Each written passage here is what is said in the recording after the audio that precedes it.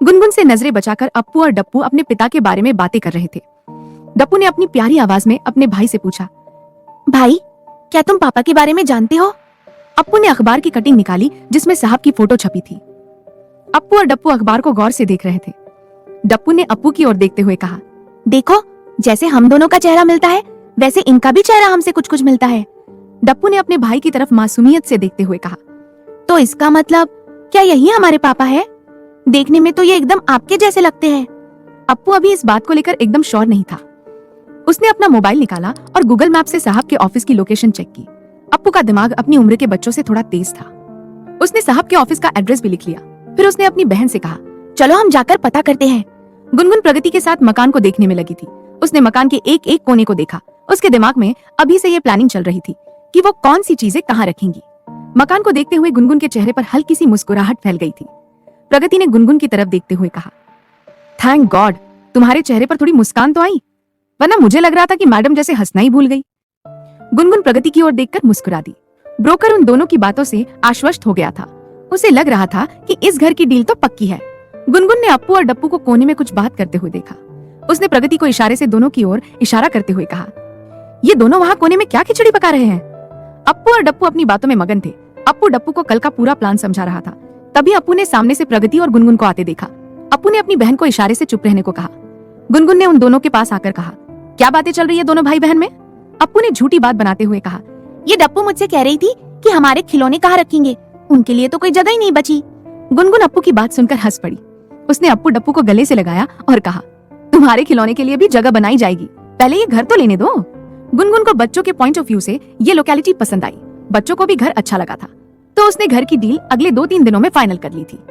गुनगुन अपने बच्चों को लेकर बहुत कंसर्निंग थी। वो अपने बच्चों को बेस्ट एजुकेशन देना चाहती थी, इसलिए गुनगुन ने एक प्ले स्कूल से बात कर ली थी।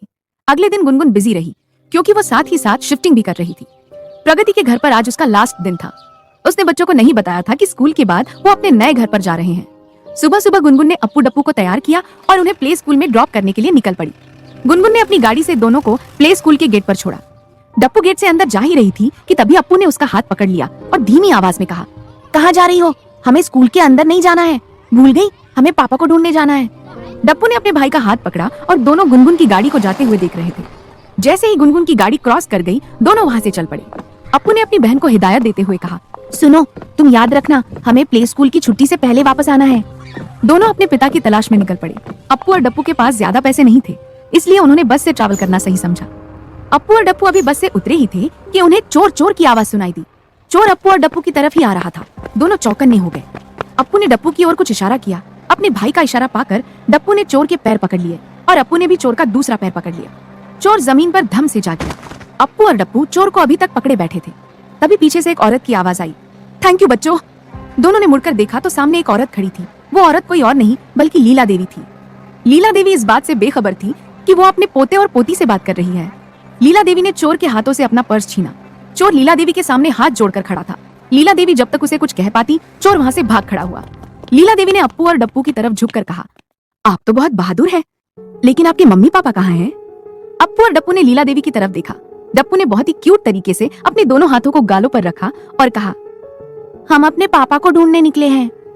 लीला को बच्चे जाने पहचाने से लग रहे थे। उन्हें देखकर जैसे लीला सब कुछ भूल गई थी। वैसे अप्पू और डप्पू देखने में एकदम एक जैसे दिखते थे, लेकिन अप्पू के बोलने के तरीके में उन्हें अपना बेटा साहब नजर आ रहा था। उन्होंने बच्चों की ओर देखते हुए कहा, तुम्हारे पापा कहीं खो गए हैं? वैसे पापा का तो नहीं मालूम, लेकिन तुम मुझे अपनी दादी कह सकते हो। तभी पीछे से ड्राइवर दौड़ते हुए आया। लीला देवी को देखकर वो डर के मारे कांप रहा था। उसने कांपती हुई आवाज में कहा, सॉरी मैडम, वो मैं देख नहीं पाया। लीला देवी ने बहुत ही नर्म लहजे में कहा, कोई बात नहीं, आगे से ध्यान रखना। ड्राइवर लीला देवी को हैरानी से देख रहा था। आज से पहले कभी ऐसा नहीं हुआ था। ड्राइवर भी सोच रहा था कि मैडम इतनी शांत कैसे हो गई। ड्राइवर बच्चों की ओर देख रहा था। दोनों दिखने में एक जैसे लग रहे थे। ये ड्राइवर लीला देवी का सबसे वफादार ड्राइवर था। साहब जब 2 या 3 साल का रहा होगा, तब से वो लीला देवी के यहाँ ड्राइवर था। डप्पू पर नजर पड़ते ही ड्राइवर के मुंह से निकल पड़ा, अरे मैडम, इसको देखकर तो छोटे मालिक का बचपन याद आ गया। लीला देवी ने बच्चों की तरफ देखते हुए कहा, आप लोग मेरे घर चलोगे? अप्पू और डप्पू को अपने पिता से मिलने की जल्दी थी। वैसे भी गुनगुन ने उन्हें सिखाया था कि किसी भी अजनबी के साथ कहीं नहीं जाना है। दोनों ने एक साथ कहा, अभी हमें कहीं नहीं जाना, फिर कभी। जाते जाते दोनों ने लीला देवी को हाथ हिलाते हुए बाय बाय कहा। डप्पू को अचानक से कुछ याद आया। वो भागते हुए लीला के पास गई और उन्हें इशारे से झुकने को कहा। लीला देवी थोड़ा झुकी। डप्पू ने उनके कान में धीरे से कहा, आप थोड़ा ध्यान से जाना, मुंबई में बहुत चोर घूमते हैं। लीला देवी को डप्पू की बात सुनकर हंसी भी आ रही थी और प्यार भी। उन्होंने डप्पू के गाल पर अपना हाथ रखा और कहा, जी मैं अपना ध्यान रखूंगी। इसके बाद डप्पू दौड़कर अपने भाई के पास गई। अप्पू ने अपनी बहन का हाथ पकड़ा और दोनों वहां से चल दिए। लीला देवी उन्हें जाते हुए देख रही थी।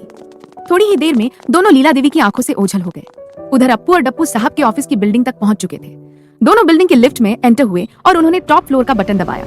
लिफ्ट में एक मिडिल एज की महिला दाखिल हुई।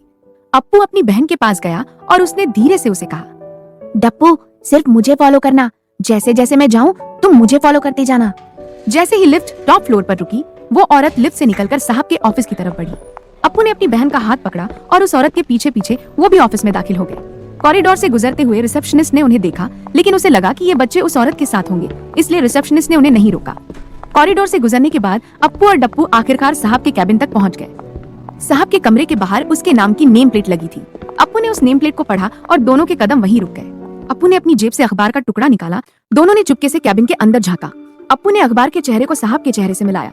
डप्पू पीछे से उसे देख रही थी। साहब की तस्वीर को देखकर डप्पू ने कहा, भैया ये तो बिल्कुल आपकी तरह है, ये भी आपकी तरह नाक सिकुड़कर बात करते हैं। साहब उस वक्त किसी से फोन पर बात कर रहा था। बात करते हुए वो अपनी नाक बार बार सिकुड़ रहा था, जिसे देखकर डप्पू को हंसी आ गई। उसने अपने दोनों हाथ मुंह पर रखे और हंसने लगी। तभी कमरे के दरवाजे से अचानक उसका सिर टकरा गया। सिर टकराते ही डप्पू रोने लगी। डप्पू को रोता देख अप्पू ने उसके कंधे पर हाथ रखा और नाक सिकुड़ते हुए कहा, अब रोना बंद करो वरना उसको पता चल जाएगा। डप्पू अभी भी सुबक सुबक कर रो रही थी। बीच में उसकी नाक बहना शुरू हो गई। अप्पू ने उसे चिढ़ाते हुए कहा, अरे चुप हो जाओ और देखो अपनी नाक पोंछ लो, बहुत गंदा लग रहा है। अपने भाई की बात सुनकर डप्पू को लगा कि वो उसे चिढ़ा रहा है। इसके बाद डप्पू ने और जोर जोर से रोना शुरू कर दिया और रोते रोते कहा, मैं माँ को बता दूंगी कि तुम मुझे फिर से चिढ़ा रहे थे। दोनों भाई बहन के बीच की बहस जल्दी ही एक झगड़े में बदल गई। अप्पू ने अपने बहन की चोटी खींच दी और डप्पू और जोर से रोने लगी। साहब उस वक्त गुनगुन के ख्यालों में डूबा हुआ था। वो सोच रहा था कि काश वो गुनगुन को जाने से रोक पाता, उनकी अपनी एक प्यारी सी फैमिली होती। तभी डप्पू का रोना सुनकर साहब अपने ख्यालों से बाहर आया। उसने अपने कैबिन से बाहर झांक कर देखा।